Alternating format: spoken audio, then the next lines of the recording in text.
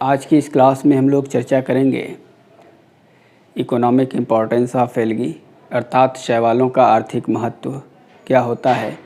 इसी संदर्भ में आज हम लोग डिस्कस करेंगे। इकोनॉमिक इम्पोर्टेंस ऑफ एल्गी का जो अध्ययन है हम लोग दो शीर्षकों या दो हेडिंग्स के माध्यम से करेंगे। पहले हम लोग पॉजिटिव इम्पोर्टेंस या यूज़फुल प्रॉपर्टीज़ ऑफ एल्गी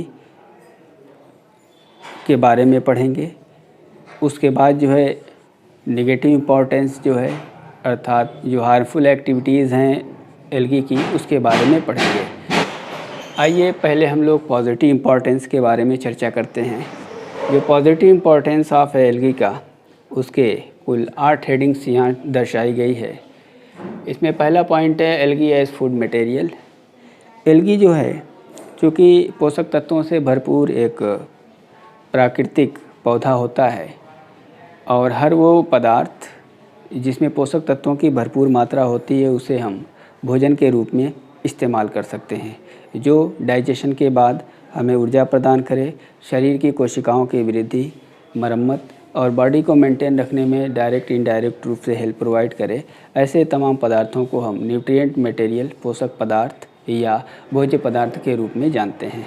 तो एल्गी के अंदर भी न्यूट्रिएंट मटेरियल्स की मात्रा प्रचुर होती है, अर्थात प्रचुर मात्रा में पोषक पदार्थ उपलब्ध होते हैं। इस वजह से इनको भोजन के रूप में दुनिया के विभिन्न शहरों में इस्तेमाल किया जाता है। अब वो कौन कौन से ऐसे एल्गी हैं जिनका प्रयोग हम भोजन के रूप में करते हैं, तो उसमें कुछ फेमस नाम यहाँ लिखे गए हैं, जैसे कि पोरफायरा है, एलारिया है और अल्वा है। ये जो है भोजन के रूप में प्रयोग में लाए जाने वाले एल्गी अर्थात शैवाल के नाम हैं। दूसरा है एल्गी एज फोडर। चौपाए जो जानवर होते हैं इनके भोजन को हम फोडर के नाम से जानते हैं और फोडर के रूप में एल्गी जो इस्तेमाल किया जाता है सामान्य रूप से वो एस्कोफाइलम और सारगासम होता है। इसी क्रम में हम आगे बढ़ते हैं। Algae as medicine. दवा के रूप में एल्गी का क्या रोल प्ले होता है। दवा ऐसे रासायनिक या जैविक पदार्थ होते हैं जो जीवधारियों के शरीर में अगर कोई अनियमितता आ गई है या कोई रोग उत्पन्न हो गया है तो उस रोग को दूर करने में सहायक होते हैं। ऐसे रासायनिक या जैविक पदार्थ को हम दवा के नाम से जानते हैं। तो दवा के रूप में भी एल्गी का बहुत सारा इस्तेमाल किया जाता है। कुछ एग्जाम्पल यहाँ लिखे गए हैं, जैसे कि क्लोरेला से क्लोरेलिन नाम की दवा बनाई जाती है। इसी तरह से कारा और नाइटेला, ये दो अलग अलग जो है आपके एल्गी होते हैं। इनसे मॉस्किटो कंट्रोलिंग का काम किया जाता है, अर्थात मच्छर जिस क्षेत्र में ज़्यादा हो जाते हैं वहाँ पर कारा के पौधों को उगाया जाता है, जिससे इनकी जो जनसंख्या है वो काफ़ी कंट्रोल हो जाती है। इसी क्रम में हम आगे बढ़ते हैं। Algae as vitamins.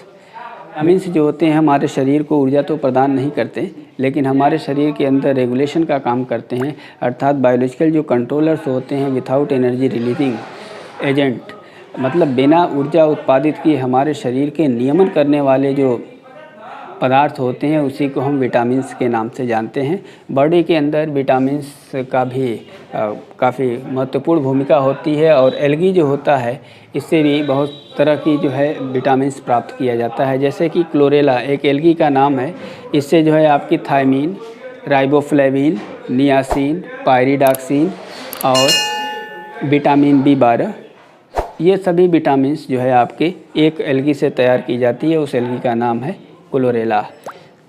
Algae as bio fertilizer. Fertilizer हर वो पदार्थ हो सकता है जो पौधों के लिए भोजन का कार्य करता है, अर्थात जिसके छिड़काव के द्वारा हम उपज की जो दर है उसको बढ़ा सकते हैं। अर्थात भूमि की उपज को बढ़ाने वाले जो पदार्थ होते हैं उनको हम उर्वरक या फर्टिलाइज़र के नाम से जानते हैं। अब फर्टिलाइज़र दो तरह के होते हैं, केमिकल फर्टिलाइज़र और बायो फर्टिलाइज़र।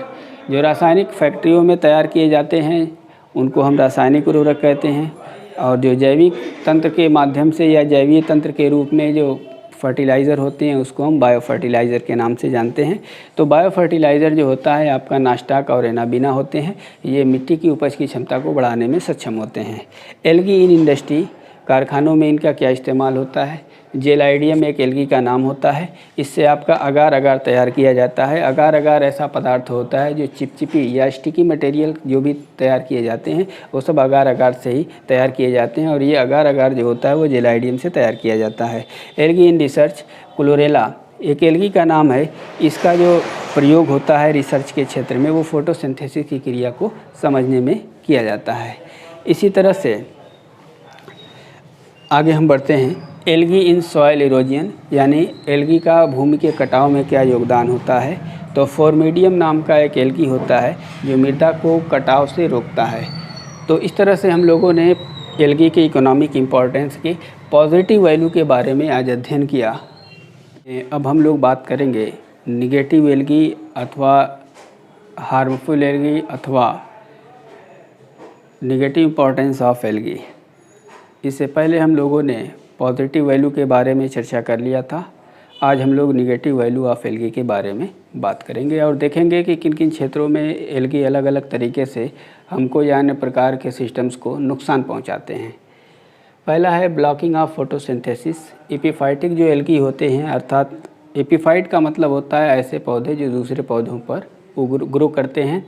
ऐसे पौधों को हम एपिफाइट के नाम से जानते हैं। और एल्गी अगर होता है तो उससे हम एपिफाइटिक एल्गी के नाम से जानते हैं।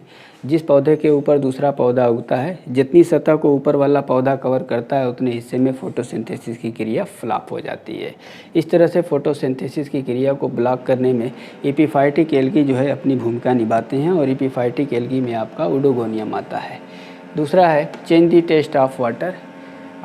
हम ये जानते हैं कि पानी का अपना एक नॉर्मल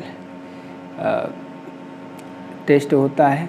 तो एनाबीना और माइक्रोसिस्टिस ये दो ऐसी एल्गी होती हैं जो सामान्य परिस्थिति में अगर किसी पाइप की अंदरूनी सतह पे लेयर बना लेती हैं तो उस पाइप से होकर गुजरने वाले जो पानी होते हैं उनका जो टेस्ट होता है वो बदल जाता है। डेथ ऑफ फिशेस, कुछ ऐसी भी जो है आपकी एल्गी होती हैं जिनके अंदर टॉक्सिक प्रॉपर्टीज होती है, अर्थात वो जहरीले नेचर की होती हैं। और उस जहरीले नेचर की होने की वजह से अगर ऐसी एल्गी को फ़िश वगैरह भोजन के रूप में ग्रहण करती हैं तो उनकी मौत हो जाती है। वो कौन सी ऐसी एल्गी हैं जो जहरीले नेचर की होती हैं, तो उसमें जिम्नोडीनियम ये एक एल्गी का नाम होता है जिसके अंदर टॉक्सिक मटेरियल मौजूद होता है। और अगर फ़िश वगैरह इसको भोजन के रूप में लेती हैं तो उनकी डेथ हो जाती है। अगला है पैरासाइटिक एल्गी, परजीवी शैवाल। ऐसे शैवाल जो दूसरे जो है पौधों के ऊपर परजीवी के रूप में उगते हैं, उनसे अपना भोजन लेते हैं और उनके साथ अपना जो है जो भी जीवन की आवश्यकता होती है उससे पूर्ति करते हैं। तो ऐसे एल्गी को हम पैरासाइटिक एल्गी कहते हैं। और पैरासाइटिक एल्गी जो होते हैं ये भी पौधों में बीमारियां कॉज करते हैं, जैसे कि सिफेलियोरास एक आपका पैरासाइटिक एल्गी होता है और ये चाय की पत्ती में रस्ट नाम का रोग उत्पन्न करता है। फाउलिंग ऑफ शिप, इसका मतलब होता है जहाँ जिस डायरेक्शंस में जाना चाहिए उस डायरेक्शन से कुछ इधर उधर एबनॉर्मल डायरेक्शंस में जाना शुरू कर देता है। इसको फाउलिंग ऑफ शिप के नाम से जाना जाता है।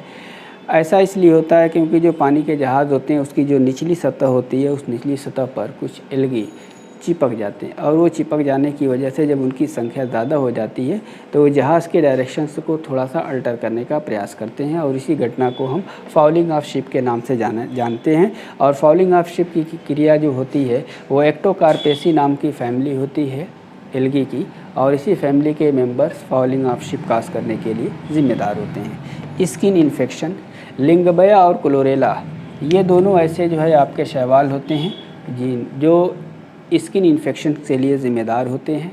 तो आज के इस वीडियो में हम लोगों ने इकोनॉमिक इम्पोर्टेंस ऑफ एल्गी को दो हेडिंग्स में अध्ययन किया, एक पॉजिटिव वैल्यू, एक निगेटिव वैल्यू।